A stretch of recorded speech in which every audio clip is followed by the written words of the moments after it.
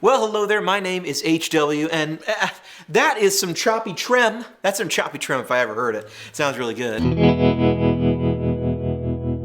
It's not quite the trem that's in the actual amps here. That was the 73 Explorer 1. You might be thinking, HW, look, I have a lot of amps. I got a lot of profiles. How could I possibly need more? The truth is you don't. But I'm still gonna show you in this video why I love all these old Gibson amps and why I made profiles of all of them and how they're different, because we got the 73 Explorer, we got the 64 Scout, we got the 65 this is the 65 Scout, the 65 Invader, and the 64 Hawk. And I want to show you what they all are and kind of all what they do. Now, first, let me start with the two small guys. Here's the 73 Explorer 1. It's clean. Let me go over to 2, and let me turn off the trem, and let's listen to this. Because similar to the way Fender went brighter with the black face in the 60s to the silver face in the 70s, Gibson also did something similar. The Metalist amps are a little more vintage, a little different sounding than the later amps they did, which some of them continue into the next iteration, into the early 70s, but they get brighter, and they're the white-faced amps from Gibson. So here is that white-faced 73 Explorer. Sounds like this.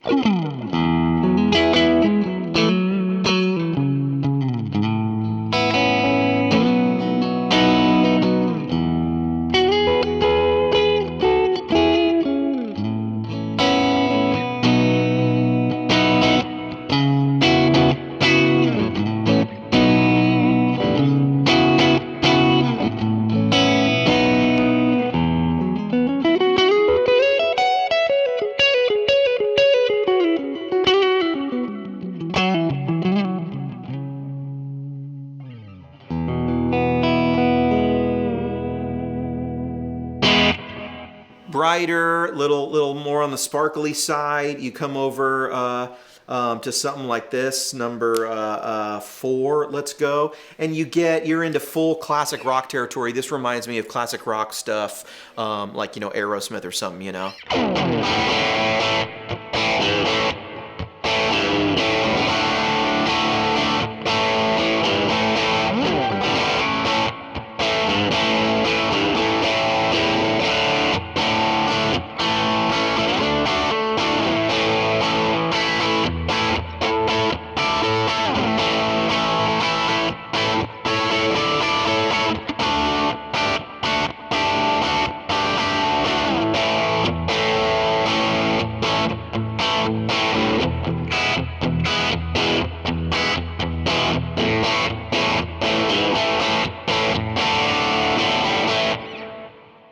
Yeah, man.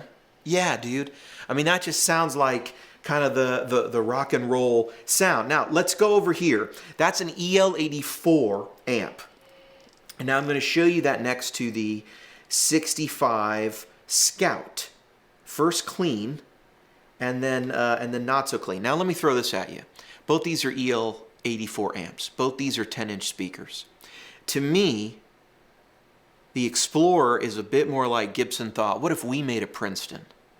Specifically, what if we made like a 6970 Princeton, like an early silver-faced Princeton? That's what it sounds like. Because the Scout sounds like this.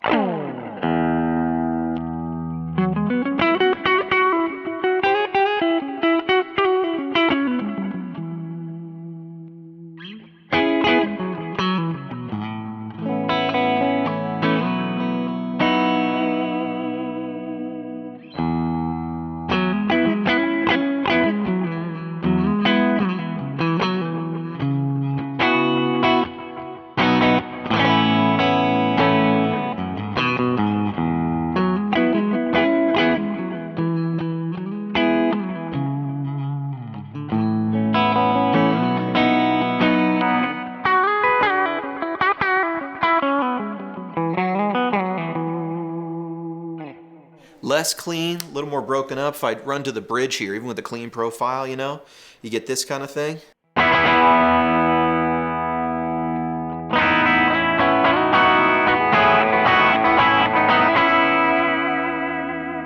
Just the hint of breakup. Now you bump it up here a little bit, and we go to. I mean, this gain is actually going to get out of control. Let me give you 3 on here, and I'll bump it up just slightly so we can kind of equal what the other one was at, and you'll get this kind of thing.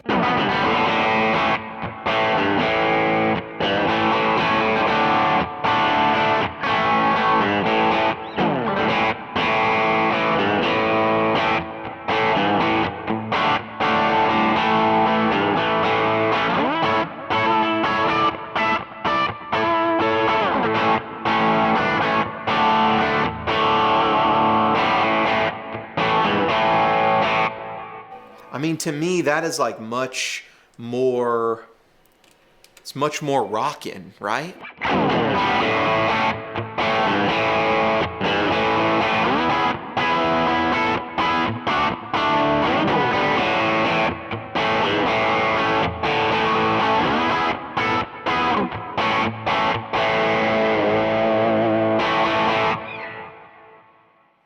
I mean, what would you choose there? You know? Brighter, more classic-y, or you want a little more full scouty? It's up to you. That's the thing. Now you want to compare the Scout now, and you kind of hear that open, just that vintaginess of the Scout, right? Well, now let's go to the 210 version, but here we're going to jump way up, because my favorite is probably the Hawk and the Scout. I don't even know. My favorite's the Hawk, though, because the Hawk is going to sound like this. Now check this out. Now here's 210s, and here's some 6L6 action. So listen to the note definition and the brightness here.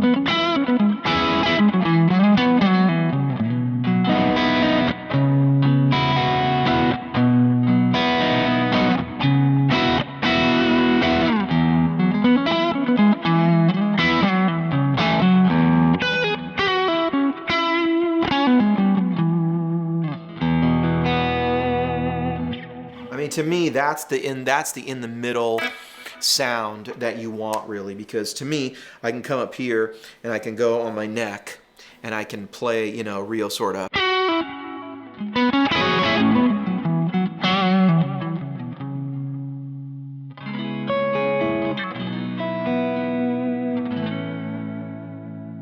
But I can dig in a little more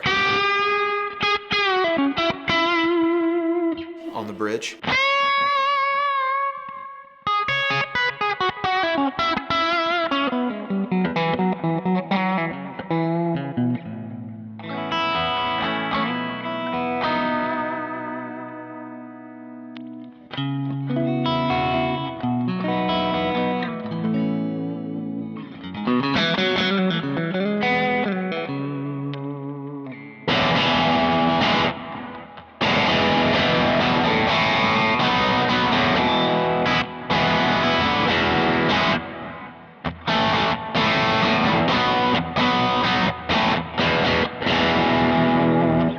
I don't know.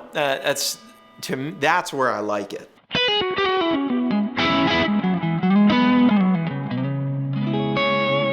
But it might be a little bit too broken up. I can bring it back to the number 1, and now we're, you know, uber clean Hawk. You know what I'm saying?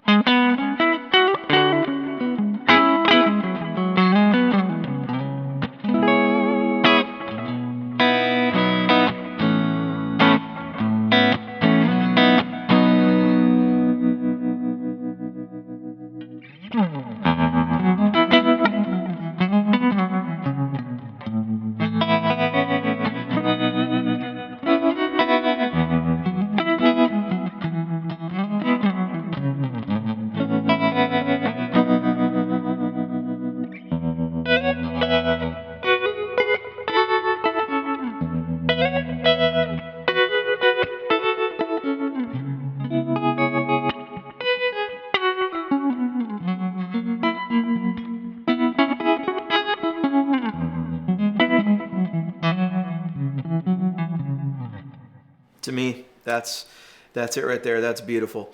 Now, you got a lot of high end there, right? And let's come over. I did 2 different channels with this thing. So let's come over here to here we go, this Hawk 2.3.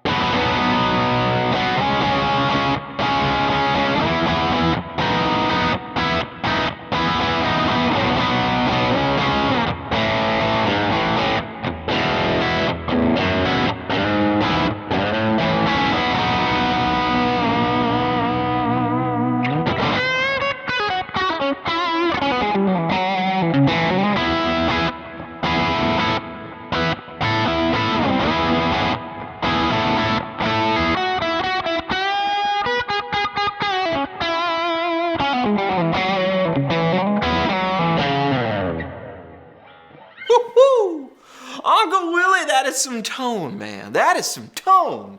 Come on, I dig that. Now, what's the difference there? So here, I mean, you know, you hear that 10-inch thing, right? And I think that's a characteristic of this, of these speakers. Now, all speakers are different. The Scout speaker was really a little more rounded than I had expected it to be, but it was what it was. Now, you come over here to the 212, and this is the most focused of kind of all of that. And here's the 1.3, kind of the same thing here.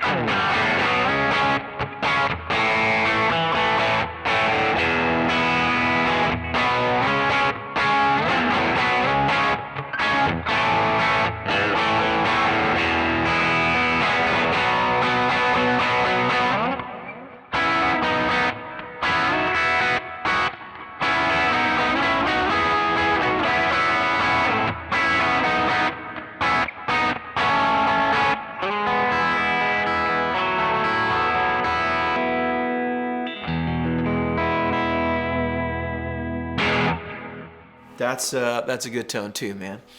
I really dig that thing. And you can hear clean. We can get this real clean and real nice, and it sounds like this.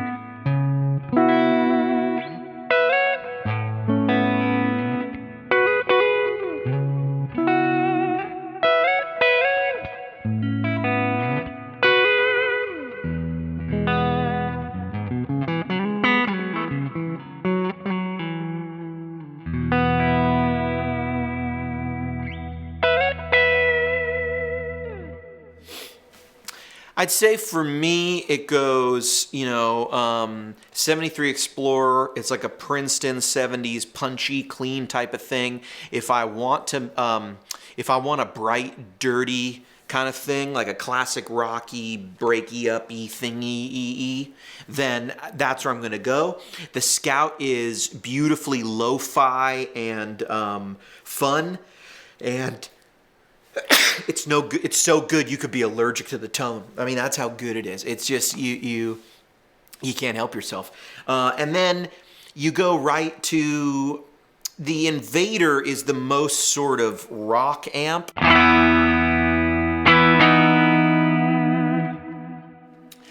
You can just hear that it wants to be broken up. That's how I think of it. Let me go to 2.4 here. It wants to be broken up. You know, it's got that mid-range that you just hear is going to come out.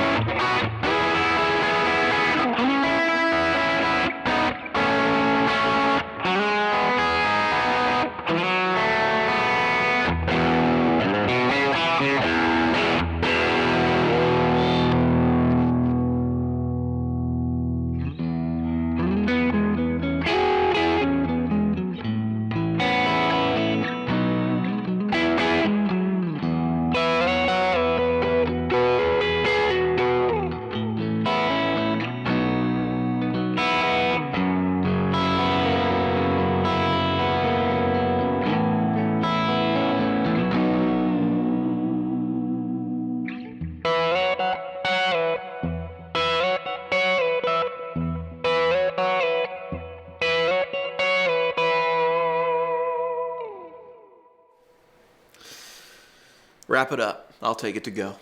All right, double the order. I'll take 2. He's paying the bill. My name has been HW. I hope this has been helpful. There's different stuff in every amp, man. And that's why I dig them. That is the truth. That's why I dig them. And that's why I'm into them. And that's why I profile in the world. And it's so fun because you get to go, wait a minute, Medalist amps? What are these? A whole line that I haven't played? I better get them all. I better get them all. And that's what I get to do. My name's been HW. Thanks so much for watching Tone Junkie TV. I am going to play you out on maybe, is this my favorite? Yeah. This will be my favorite. And we'll put on a little trim.